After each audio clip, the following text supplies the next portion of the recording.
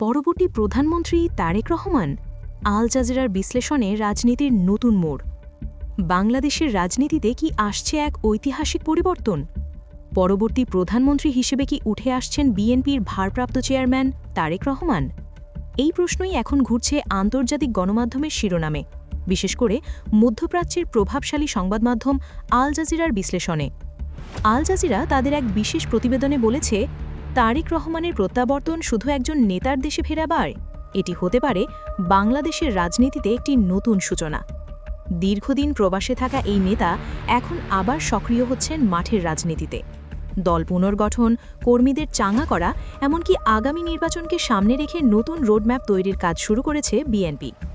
Al Jazeera বলছে, তারেক রহমান এখন আর শুধু একজন রাজনৈতিক উত্তরাধিকারী নন, তিনি হয়ে উঠছেন একটি ভিশনধারী নেতৃত্বের প্রতীক। তার বক্তৃতায় উঠে আসছে গণতন্ত্র পুনরুদ্ধার, আইনের শাসন ফিরিয়ে আনা এবং একটি জনগণের সরকার প্রতিষ্ঠার অঙ্গীকার।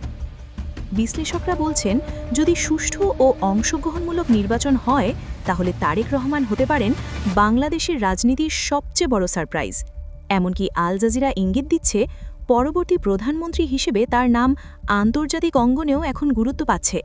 তাহলে কি সত্যি বদলাতে যাচ্ছে বাংলাদেশের ক্ষমতার রাজনীতি? তারেক রহমান কি হতে যাচ্ছেন দেশের ভবিষ্যৎ প্রধানমন্ত্রী? আপনার মতামত কি? কমেন্টে লিখে জানান। আর এমন রাজনৈতিক বিশ্লেষণ পেতে এখনই চ্যানেলটি সাবস্ক্রাইব করুন।